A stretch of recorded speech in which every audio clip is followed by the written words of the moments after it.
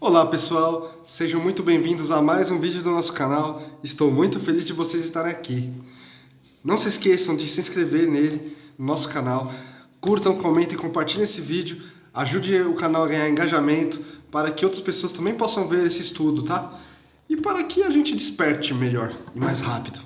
Que a gente precisa de vocês, de todos vocês.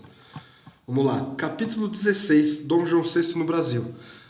O livro é Brasil, Coração do Mundo, Pátria do Evangelho. Vai estar escrito aqui no link, aqui em cima mais ou menos, tá bom? Enquanto as falanges espirituais de Henrique de Sagres se reuniam em Portugal, revigorando as forças lusitanas para a escola de energia, que foi a Guerra Peninsular, o exército de Ismael voltava-se para o Brasil, a fim de inspirar o primeiro soberano do Velho Mundo que pisava as terras americanas. A esses esclarecidos agrupamentos do mundo invisível, aliava-se agora a personalidade do Tiradentes, que se transformara em gênio inspirador de todos os brasileiros. Ismael reúne os seus colaboradores e fala assim aos devotados mensageiros: Amigos, um novo período surgirá agora para as nossas atividades na terra do Evangelho.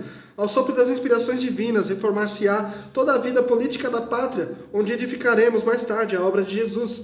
Procuremos inspirar a quantos se conservam à frente dos interesses do povo, iluminando-lhes o caminho com as ideias generosas e fraternas da liberdade. Sobre os nossos esforços há de pairar a direção do Senhor, que se desvela amorosamente pelo cultivo da árvore sagrada dos ensinamentos, transplantada da Palestina para o coração do Brasil. Aquela caravana de abnegados espalha-se então por todos os recantos da pátria, distribuindo com seus esforços fraternais as sementes de uma vida nova. A janeiro de 1808, aporta na Bahia a maior parte das embarcações que constituíam a frota real. O povo baiano recebe o príncipe regente e sua comitiva com as mais carinhosas demonstrações de amizade. Clarins e bandeiras anunciam, sob um sol quente e amigo, a presença da família real nas terras do Cruzeiro. A cidade de Salvador julga-se de novo nos seus grandes dias, contando com a honra de ser outra vez a capital da colônia, mas os navios descem ao longo da costa para o Rio de Janeiro. Logo, porém, o seu primeiro contato com o Brasil, sob o influxo das falanges do infinito, o príncipe generoso sente-se tocado da mais alta simpatia para com a pátria do Evangelho. Ainda na Bahia, graças às suas relações com o conde de Aguiar, ministro de Dom João VI, José da Silva Lisboa, mais tarde visconde de Cairu, consegue do soberano a abertura de todos os portos da colônia ao comércio universal. E note-se que semelhante providência, a base primordial da autonomia brasileira, teve seus ascendentes indiscutivelmente na atuação das forças espirituais, que presidiam os movimentos iniciais de emancipação, porque na Convenção Secreta de Londres, em 22 de outubro de 1807, um dos pontos essenciais que deveriam ser observados em troca da proteção de Jorge III à Casa de Bragança, no sentido da sua fuga para a colônia distante, era o da abertura dos portos do Brasil à livre concorrência da Inglaterra, reservando-se tal direito somente aos interesses britânicos. O soberano e seus ministros conheciam essas estipulações por intermédio de Lord Strangford, mas, com o auxílio das influências salutares do plano invisível, reconsideraram a tempo o absurdo de semelhantes exigências e cuidaram de realizar as primeiras aspirações dos patriotas brasileiros. A maravilha dos céus americanos deslumbra os olhos de Dom João, que se entusiasma com a beleza natural da paisagem magnífica. Acompanhado de numeroso séquito de fidalgos, onde se destacavam o Visconde de Anádia, elegante da época, inimigo implacável de todas as feições indígenas da colônia, o Marquês de Belas, o Marquês de Angeja, o Duque de Cadaval e toda uma comitiva enorme de vassalos e nobres, de guardas e criados, o soberano aportou ao Rio de Janeiro num ambiente de geral alegria.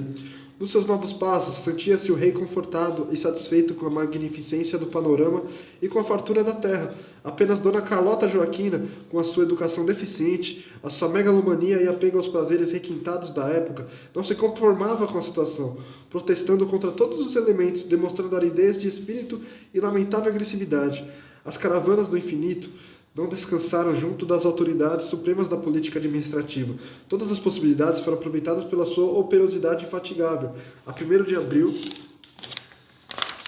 de 1808, levantava-se a proibição que incidia sobre as indústrias nacionais, que foram declaradas livres, o que facilitou a colaboração dos estrangeiros estabelecidos nas costas marítimas da pátria do Cruzeiro, surgindo um novo período de trabalho construtivo do país, prestes a celebrar suas núpcias com a liberdade.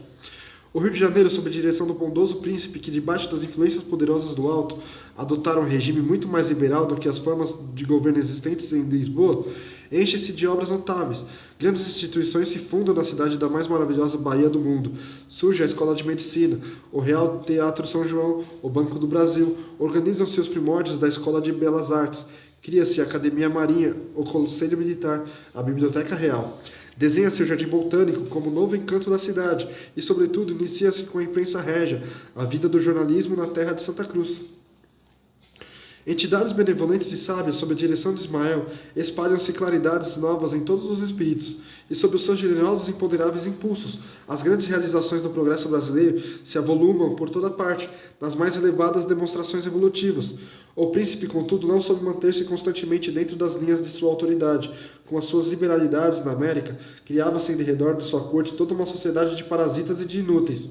Os reinóis abastados do Rio de Janeiro e das outras grandes cidades coloniais receberam títulos e condecorações de toda a natureza.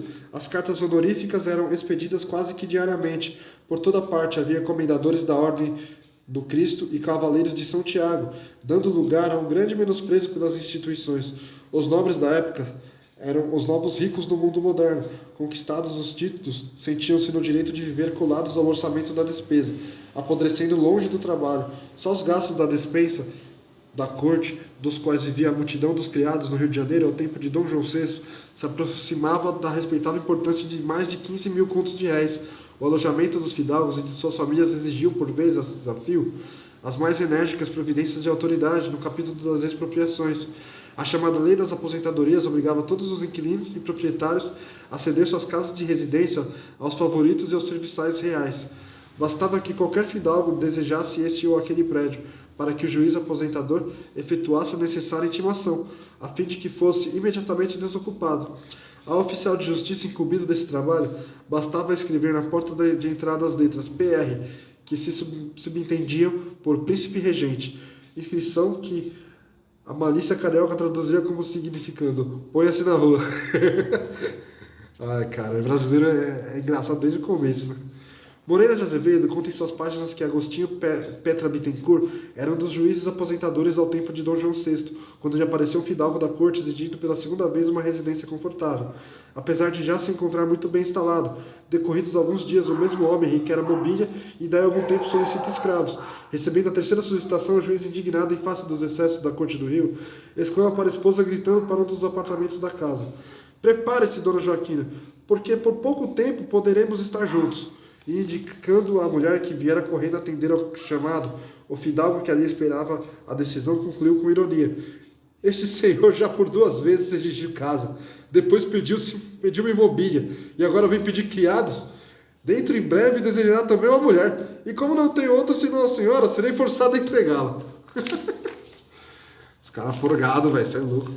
Todavia, a despeito de todos os absurdos e de todos os dispêndios, que seriam de muito excedidos nos odiosos processos revolucionários, caso o país fosse obrigado a exigir pelas armas a sua emancipação, a corte de Dom João VI ia prestar ao Brasil os mais inestimáveis serviços no capítulo de sua autonomia e de sua liberdade, sem os abusos criminosos das lutas fratricidas.